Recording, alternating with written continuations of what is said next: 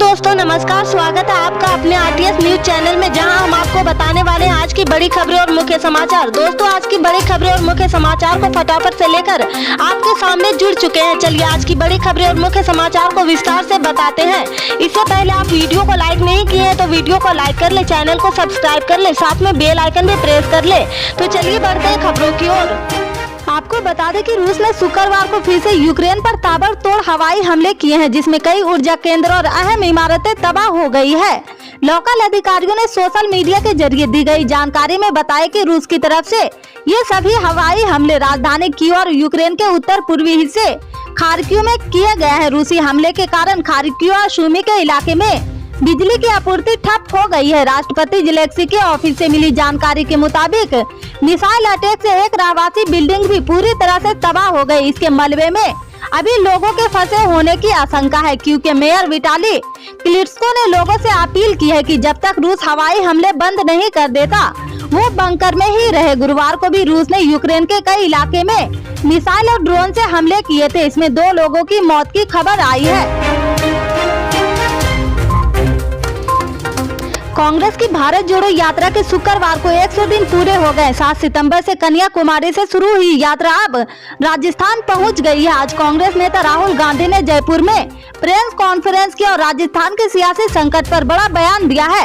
राहुल ने कहा कि राजस्थान में कोई अनिर्णय की स्थिति नहीं है, हमारी पार्टी में थोड़ा थोड़ा बना रहता है, कोई कंट्रोवर्सी नहीं है। अगर थोड़ी सी बयानबाजी होती है तो हमें कोई फर्क नहीं पड़ता है, इससे ज्यादा परेशानी नहीं होनी चाहिए।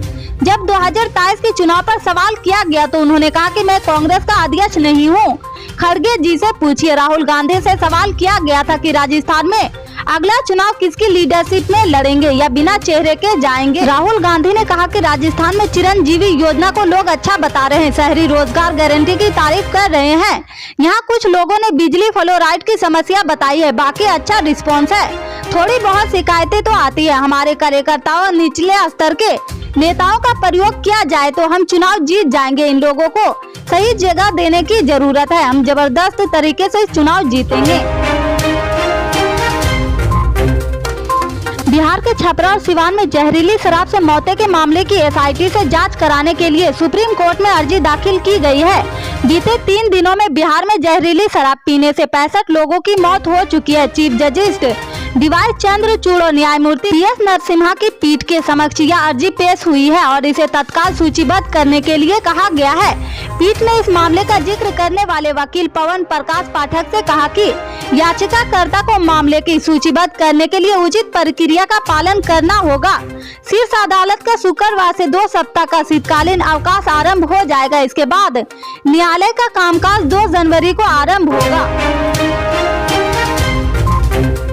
लोकसभा में शुक्रवार को एक सांसद को जेंटलमैन कहे जाने पर विवाद खड़ा हो गया। दरअसल महिला और बाल विकास मंत्री स्मृति ईरानी ने एक सांसद को सदन में आमतौर पर उपयोग किए जाने वाले संबोधन माननीय सदस्य के स्थान पर जेंटलमैन कह दी। इस पर कांग्रेस के अधीर रंजन चौधरी ने ईरानी की ओर से एमपी को जेंटलमैन कहे जाने का विरोध किया गया है।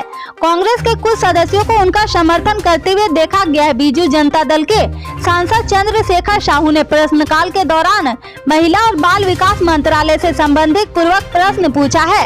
इसका जवाब देते हुए केंद्रीय मंत्री स्मृति ईरानी ने उन्हें जेंटलमैन कहकर संबोधित किया है। इस पर आपत्ति जताते हुए कांग्रेस सांसद अधीर रंजन चौधरी ने कहा कि उक्त सांसद इस सदन के सदस्य है और इस तरह से जेंटलमैन कहना ठीक नहीं। उन्होंने कहा कि मंत्री को माननीय सदस्य कहना चाहिए। साल 2020 में लद्दाख के गलवान घाटी में चीनी सेनाओं के साथ भारतीय सेना की झड़प के बाद 9 दिसंबर को एक बार फिर अरुणाचल प्रदेश के तवांग सेक्टर की यांगत्से सीमा चौकी पर भारत और चीन के सैनिकों के बीच गंभीर टकराव हुआ है। भारतीय सेना का कहना है कि इस झड़प में दोनों देशों के कुछ सैनिक घायल हुए हैं, लेकिन ज्यादा चीनी सैनिक घायल हुए हैं। इस झड़प के बाद भारत एक बार फिर से चीन से व्यापार बंद करने की आवाज उठाने लगी है। सिर्फ सीमा ही नहीं, व्यापार के मोर्चे पर भी चीन भारत के लिए बड़ी चुनौती है। भारत के लिए चीन से आयात को पूरी तरह बंद करना मुमकिन नहीं है। एक तरफ भारत चीन को अपना दुश्मन मानता है, दूसरी तरफ एक कड़वी सच्चाई यह भी है कि भारत चीन पर काफी हद तक निर्भर है। हालांकि भारत पिछले कुछ सालों में चीन पर अपनी निर्भरता कम करने की कोशिश कर रहा है, लेकिन अब तक सफलता नहीं मिली है। कोर्ट के चीफ जस्टिस डीवाई चंद्रचूड़ ने शुक्रवार को कहा कि 17 दिसंबर से 1 जनवरी तक अदालत की कोई बेंच उपलब्ध नहीं रहेगी। इन दिनों में अदालत में सर्दियों की छुट्टी रहेगी।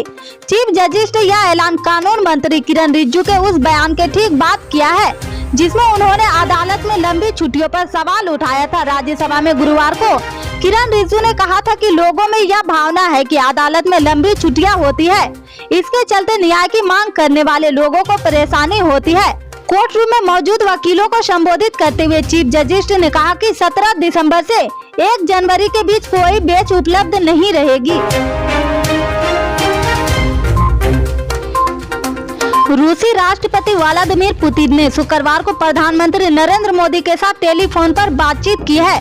दोनों नेताओं के बीच यह बातचीत ऐसे समय हुई है जब भारत और चीन के संबंध बेहद तनावपूर्ण है। बता दें कि हाल ही में चीन के सैनिकों ने अरुणाचल प्रदेश के तवांग में घुसपैठ की है, जिसके बाद उनकी भारतीय सेना के साथ झड़प हो गई है। पीएमओ की तरफ से जारी बयान में कहा गया है कि यूक्रेन में चल रहे संघर्ष के संदर्भ में रूसी राष्ट्रपति के साथ फोन पर चर्चा में पीएम मोदी ने बातचीत की और कूटनीति को आगे बढ़ाने के अपने आह्वान को दोहराया है। पीएमओ ने कहा कि समरकंद में एशिया शिखर सम्मेलन के मौके पर अपनी बैठक के बाद दोनों नेताओं ने ऊर्जा सहयोग, व्यापार और निवेश, रक्षा और सुरक्षा सहयोग और अन्य प्रमुख क्षेत्रों सहित द्वीपीय संबंध के कई पहलुओं की समीक्षा की है।